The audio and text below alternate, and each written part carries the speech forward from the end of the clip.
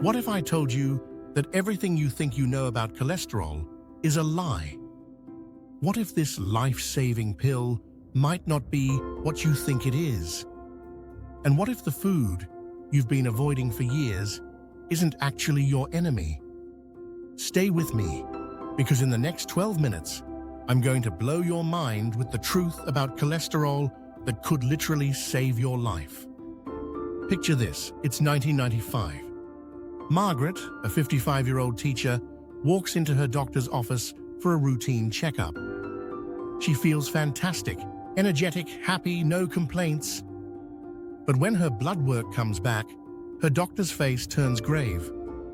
"Margaret," he says, "your cholesterol is dangerously high.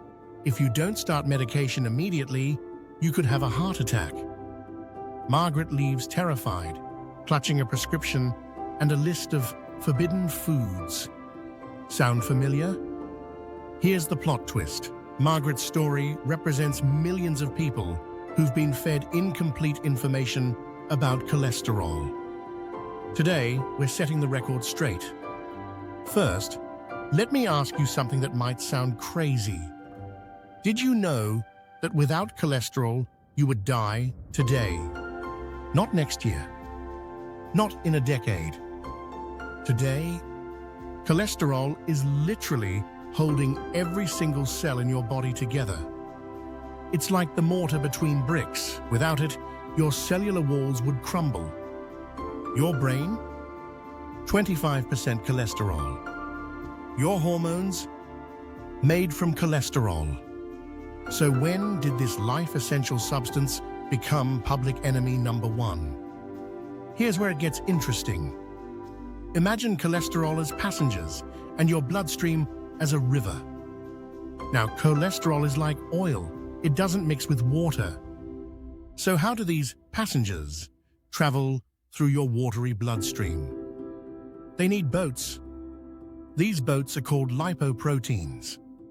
Some boats are called LDL. Think of them as delivery trucks taking cholesterol to your cells where it's needed. Other boats are HDL. These are like garbage trucks, picking up excess cholesterol and taking it back to the liver for recycling. But here's the kicker. The cargo, cholesterol, in both trucks is identical. We just labeled the delivery truck bad and the garbage truck good because we misunderstood their jobs. Now here's a fact that will shock you. Only 20% of your cholesterol comes from food.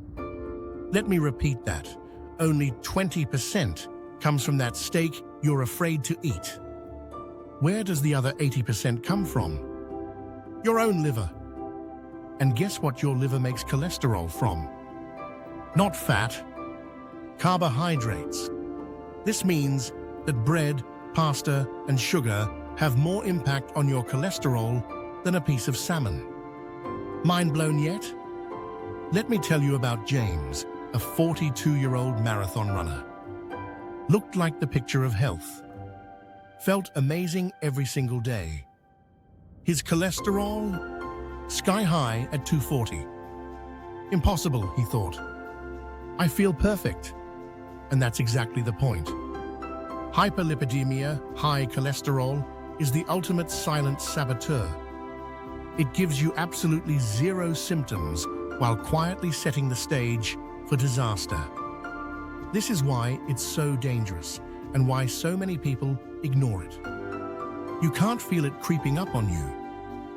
Forget everything you think you know about cholesterol numbers. Here's what actually matters. Total cholesterol? Meaningless. It's like knowing the total number of vehicles on a highway without knowing if they're ambulances or school buses. Triglycerides? They fluctuate like crazy based on your last meal. One pizza slice can skew the results. LDL cholesterol. Now we're talking. This is the number that matters. For most people, above 160, that's when we worry. Had a stroke or heart attack? We want it below 70. Here's where most people get confused. They think high cholesterol causes all strokes. Wrong. There are actually two completely different types of strokes, like two different movies with the same name. Movie number 1, the clot, ischemic stroke, caused by blockages. High cholesterol is a risk factor. Prevention. Lower that LDL. Movie number 2, the burst, hemorrhagic stroke, caused by bleeding in the brain. High cholesterol? Barely relevant. Main villains, high blood pressure, alcohol, aging. Most people don't know they're watching two completely different movies. 1950s, 60s, scientists tried everything to lower cholesterol. Most attempts failed miserably, sometimes making things worse. 1970s, a Japanese scientist makes a discovery that wins a Nobel Prize, statins. The results? Jaw-dropping. Statins cut LDL cholesterol in half and slashed stroke risk dramatically. Thousands of studies, millions of lives saved. So why the controversy? Here's the uncomfortable truth. We live in an age of information overload, where fear spreads faster than facts. Statin phobia is real. People read horror stories online and throw away life-saving medication because of muscle cramps, side effects that are generally mild and temporary. Meanwhile, they'll pop ibuprofen without a second thought, even though it has more dangerous side effects than statins. I'm not saying blindly take any medication. I'm saying have an educated conversation with your doctor based on facts, not fear. Here's my prevention pyramid. 4 stages, 4 different approaches. Stage 0, 20s, 30s. You're bulletproof. Focus on building healthy habits. Stage 1, risk factors appearing. Time to pay attention. Diet, exercise, monitoring. Stage 2, arteriosclerosis detected. All hands on deck. Lifestyle plus medication if needed. Stage 3, after stroke, aggressive treatment. This is war, and we're fighting for your life. Different stages, different strategies.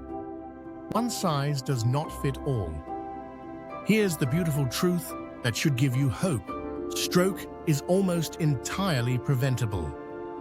If you're in your 20s, 30s, or 40s, you have the power to virtually eliminate your stroke risk.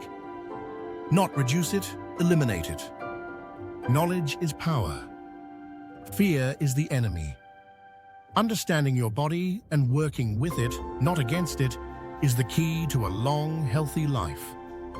If this video opened your eyes, smash that like button and share it with someone who needs to hear this truth. Drop a comment below. What's one cholesterol myth you believed before watching this? And remember, never make medical decisions based on YouTube videos alone. Take this knowledge to your doctor and have a real conversation about your unique situation. Your future self will thank you.